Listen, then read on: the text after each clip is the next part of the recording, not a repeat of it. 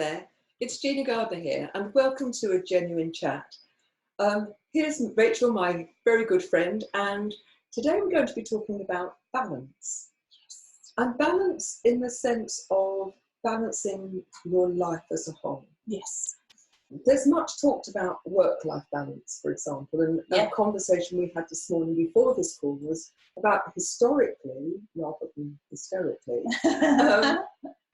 there was a far less separation between work and life because it was what you did. Yes. If you had been a farmer in the Middle Ages, for example, yes. Your whole life was taken up with creating your produce. Yes. And it was a seasonal thing. But when there was the opportunity to have some downtime because of the seasons, then there would be an opportunity to celebrate, to make merry and so on. Yes. But there was a greater sense of continuity and connection with nature and with the seasons, and a natural balance within that. And we live at a time when we see work and life very often as very separate. Yeah, I can remember when this phrase started to be sort of bandied around at work in sort of the 90s and early noughties.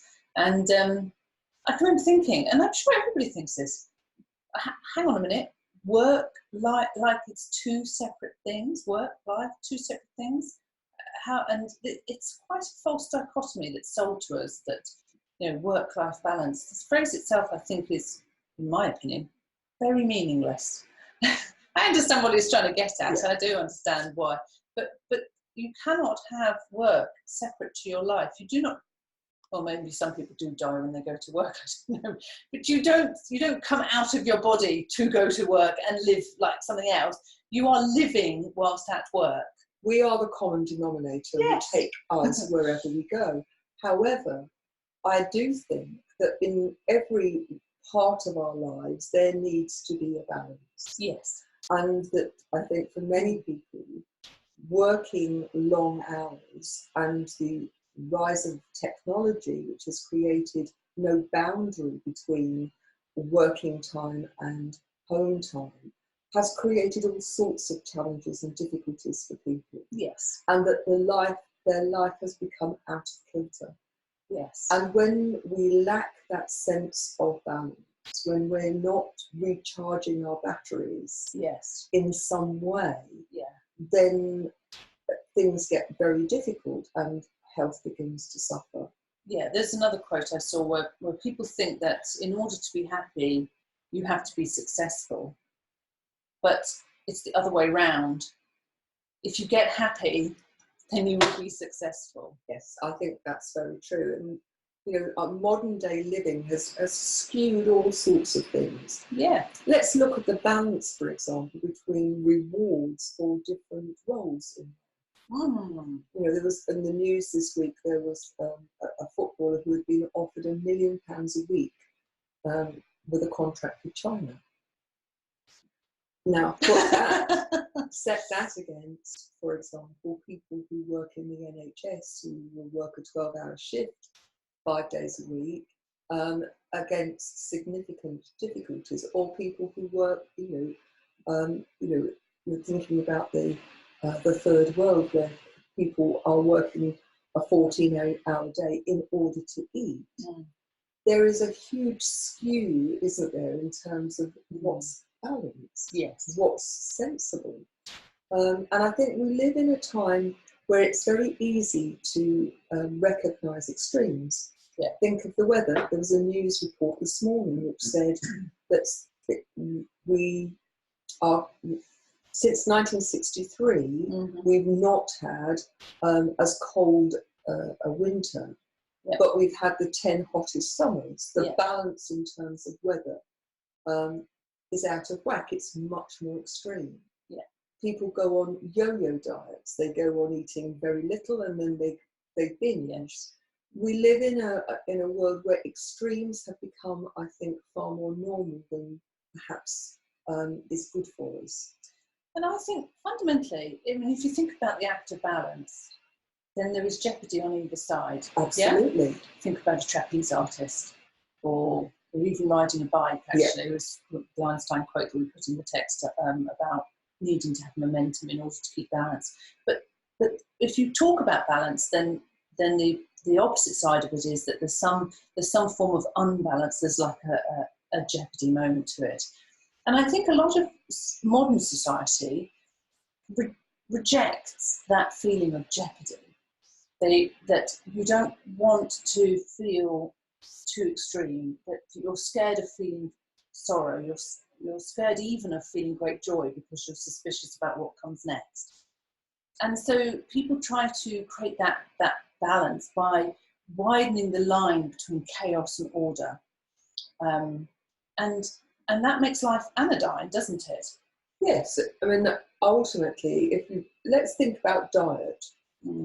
I think it's quite a useful analogy in the sense that most people, most of the time these days, are eating what I call a very beige diet. Lots of processed foods, lots of buffet foods are very often beige, aren't they? They're full of pastry or breadcrumbs or batter or fried. Yeah. We know, the research is very clear, that the best diet is one that's rainbow. Lots of different fruit and vegetables, as many different coloured ones as you can, which create a balance within your gut, which then encourages good bacteria, which in itself supports good health. Yeah. Now, if you use that analogy in terms of our life, we need a diet, if you like, with variety. Yeah. Been reading a really good book, and we're going to talk about that at some point in the future, Lost Connection by Johann Hari, who talks about if you are in a job where you are bored, where you feel it has no point, that can lead to deep, deep depression. Yeah. Yet people will often have a job that is uninteresting, but balance that by doing things outside work, which give them great joy and satisfaction. It doesn't take away the fact that they're perhaps not working, doing what's their true purpose, but they can manage it healthily because there is a balance within their lives. Yeah. But if it's all one, yes, in the same way that if you live a totally hedonistic life, it might feel wonderful in the moment, but it won't do any good in the medium to long term. I think it was Aristotle quote said that you should live life as you do at a banquet. You should raise from the table feeling sated but not over full. Before you've imbibed too much, basically. Have a sense of perspective. Have a sense of contentment about a gracious amount. I'm trying to remember the quote that my mum always used to say when she'd had quite enough. Yeah. Once she'd stopped feeling hungry, that was fine. Yes. She didn't continue to go on and on and on just because she could. So one of the really difficult things, I think, for people when we start to talk about work-life balance, for example, is that in modern day living, there is this sense that you have to deliver in a particular way or you're not going to succeed. So if I take myself back to when I first started working, most houses had a telephone attached to the wall with a wire. And correspondence, particularly to do with work, was typed and posted, snail mail. Yeah. And you left work, and for most people with most jobs, they left work at work. Yes. They came home and they focused on family life. Yes. That's shifted because the technology has given people the opportunity to work 24/7. Now, it's just simply because it's there doesn't mean we have to do it. No, in actual fact, I was reading a blog by a chap who works with lots of authors and writers to promote their work, Dan Blank, and he was talking in his blog about the fact that he shocked someone by saying he doesn't have Facebook app on his phone. Yes. And they were, like, what do you mean? What do you mean you don't have Facebook? And he said, no, I've made an absolute choice. He was calling it the choice to be creative. he did not want his attention to be dragged away in the moment by these apps, these temptations on his phone. So he uses his phone as a tool, and he's really, really disciplined about what he allows on and what he allows them to do whilst they're on the phone. These apps that want access to your camera and your location and so on and so forth. And although that in certain moments disables his ability to do certain things, it is only for a short while. Yes.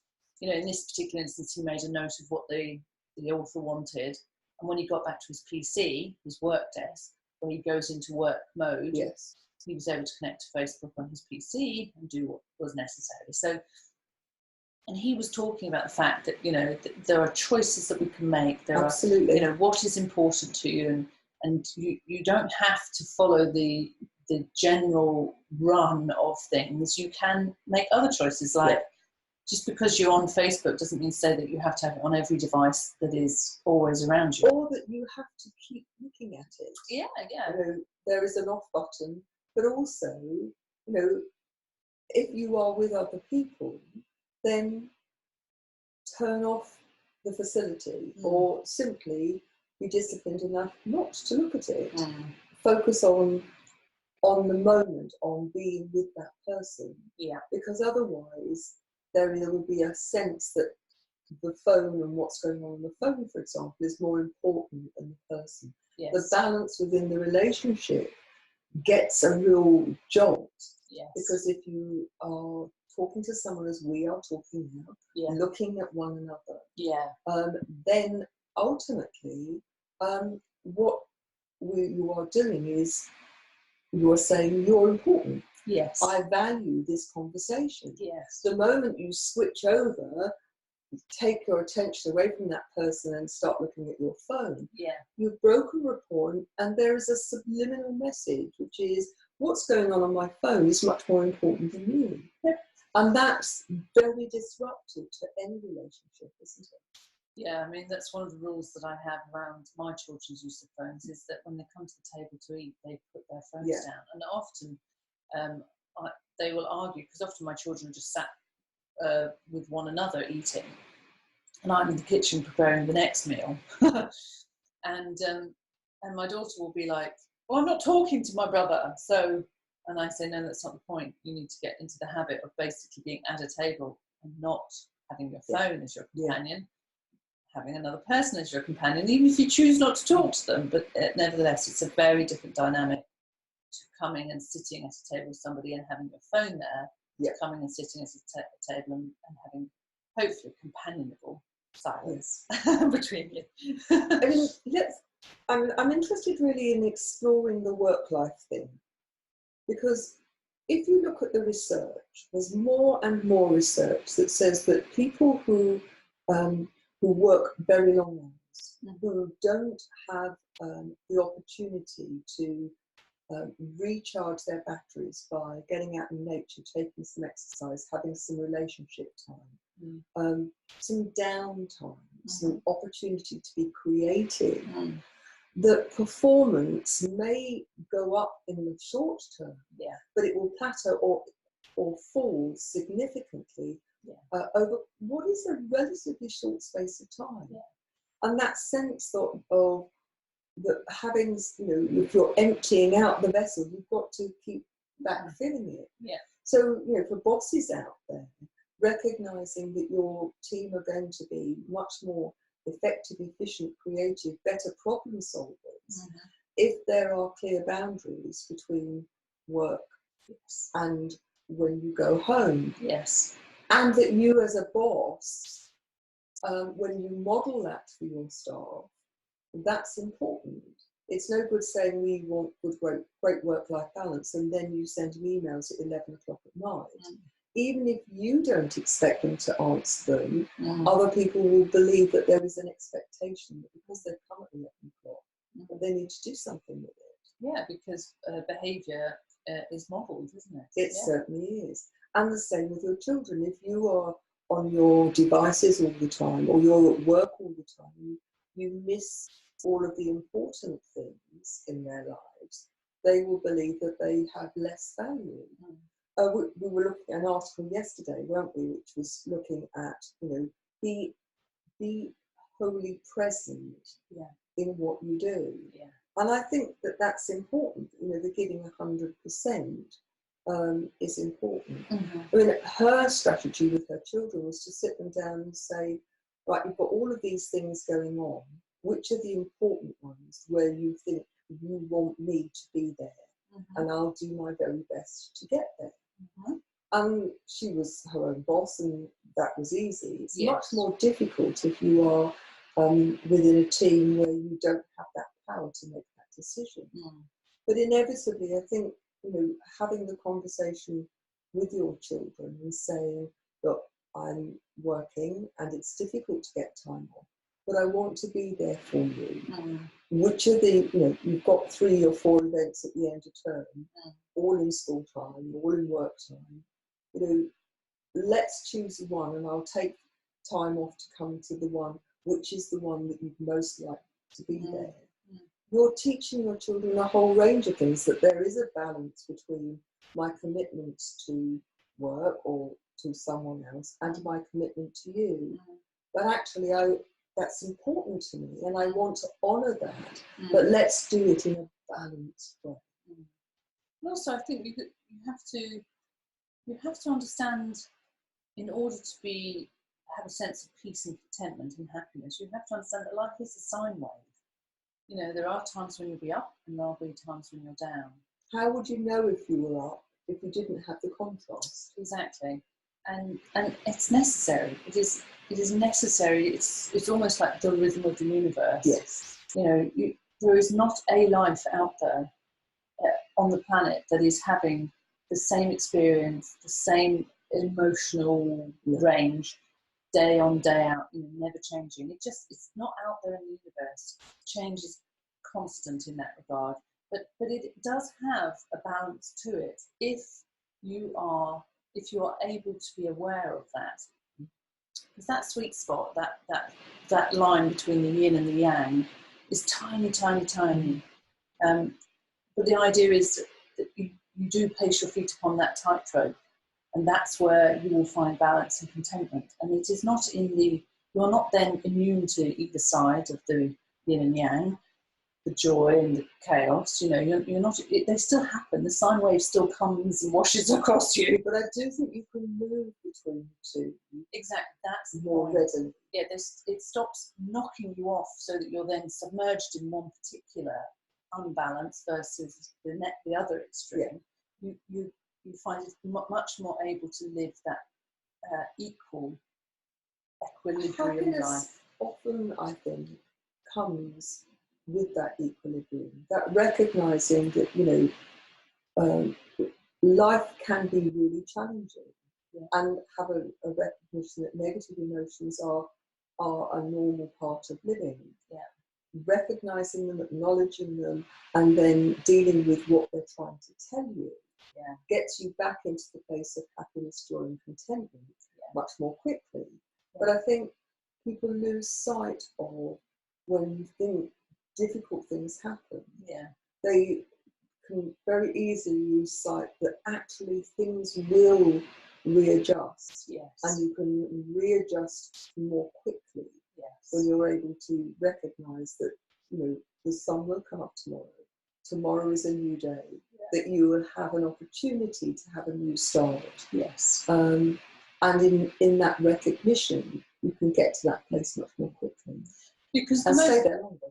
The most beautiful art, the most the classics of beauty that call upon our souls, and pretty much to a man, everybody will agree that that's beautiful. That's art. Some of the Greek statues and so on and so forth that are based on, I've forgotten the principle, but that Fibonacci. Yes, am I right? I'm probably misquoting it. That has a balance to it. That has a symmetry. That has. But it's interesting, because if you see the Fibonacci, the spiral, that is repeated time and time again in nature. And I think that at a deep subconscious level, all of us as we are animals, we want to be in tune with nature. So we see that balance, and that resonates at a deep, deep level with us. And I think one of the reasons why modern day living can feel so unbalanced is that we've got out of kilter with nature. Yes. That, how often, to people who are watching this, how often do you actually get out there, get outside, notice what's going on? Yeah. I'm sure you're outside all the time, but truly in the moment. Yeah. Or even travel from your head into the rest of your body. Yeah. Well, most people, I think, are loath to do that because they don't want to hear what their body's got to say. I know. That's another subject, isn't it? I have to say, for years and years and years, I deliberately turned off my body because I didn't want to feel the pain, and I didn't want to hear what it said. And it's not physical pain, but I think for many people it's the emotional pain, and they shut it down. And in doing so, they really tie themselves into a straitjacket that keeps them very limited and very small. Yes. But, whether you do it in your head or whether you get out there, being open to possibilities, being curiosity is such an incredible way of exploring things and finding balance. And we've talked a lot about being childlike. If you look at very young children, they have this insatiable curiosity about the world, and they might be crying 1 minute, but it doesn't last because they then find something else to be curious about that takes their attention away. And I think as adults, we've got a huge amount to learn from those small children about creating a sense of balance. Yes. They can also create a sense of chaos very easily. I was in a restaurant last night and there was a toddler who was creating chaos. But the balance, moving through the sine wave of life. And the balance was that the parents were, their attention was on what they were doing. And that child felt that the balance was wrong and what actually just wanted a cuddle. But I think, as we look at balance, how can we help you recognize that you can have balance in your life? Even if there are huge demands upon you, but creating that sense of equilibrium is an important one. And I think there are certain areas where you have got control over what you do. One is about self-care. That it often takes no more time to take care of oneself than it does not to take care of oneself. So things like diet, making sure that you have a balanced diet, one where it's not all based on processed food. That you do get some outside time, and ideally some exercise, because it's a great balancer to all of those stress hormones. That you give yourself permission to do things that fill you up, whether that's listening to music or maybe doing some art or something creative. It could be as simple as giving yourself permission to read a book for half an hour. When you add up how much time people spend watching television, I would suggest you ask the question, are you watching things that actually fill you up? Or are they things that just anaesthetize you? Yes. And many of the soaps, for example, they model angry, dissatisfied, unhappy people because it makes a great story. Oh, it is a drama. It's very easy to think that that's real life and that has to be how your life is. Exactly. When life is in total equilibrium, it doesn't necessarily make a great story, does it? No, in fact, actually, as an author, often the greatest, most interesting storylines are in an unbalanced person, a character who is having to go through great trauma, and often if they are just balanced and peaceful, if that was your main character, then the story doesn't really go anywhere. But usually aren't the main characters or the characters who are in that place of chaos, unbalance, isn't the story about them achieving balance? Well, there's got to be an arc, there's got to be movement. Yes. And it's not necessarily that they always have to come to the opposite of the emotion that you started with them at, but most of the great stories do move a character because and they may not just go once, but there's a movement to and fro, isn't there? Yeah, that sine wave again. And it's useful in stories to place a person who is totally balanced, place them in there so the main character can interact with them, because again you're creating the tension of, look where the main character is, what they're suffering, versus the ideal. But if you took somebody who was very peaceful and very balanced and placed them in the main focus, then the story would feel to most people quite sort of pointless. Okay, because and then again, so this is about the balance of life. The journey towards that state is where the joy is. It's not necessarily, always about getting to that, but it's in the movement around it. Life is not about staying in one place. No, exactly. Life is a journey. Yeah. And I would say, as we finish this, you are the author. Every one of you that's watching this, you are the author of your own life story. So doesn't it make sense to make yourself the hero or the heroine? Yes, you're going to have trials and tribulations. That's called life. But actually creating the opportunity where you can create all of the ingredients, if you like, to help you achieve balance and happiness more frequently, more deeply. Yes. It's not about being in a single place. It is about recognizing that this is a journey with ups and downs, and we learn so much more about ourselves and about life in those moments of challenge. That's how do you get through them with grace and ease. That is why the trapeze artists extend their arms to embrace life on both sides, whilst keeping themselves balanced in the middle. So if you're interested in creating that balance more frequently, then my suggestion is that you take up the 7-Day Happiness Challenge. It's now out as a free video series, and there's a book that's there created to help you sustain happiness in a more balanced and more sustainable way. Yeah. So, go and have a look. It's on Amazon. It's also on the website, which is genuinely-you.com. Now, this week has been very special because Rachel has published her second book, The Truth of Her, which is the second in what I think is going to be a trilogy. And I've read the book. It's absolutely brilliant. So The Truth of Her, you can find it on Amazon. You can also find it on my website. And I would really urge you to go and get that. So, calls to action. If you don't take action, nothing will change. Buy Rachel's book and read it, and go and take up the 7-Day Happiness Challenge, either through the video or through the book.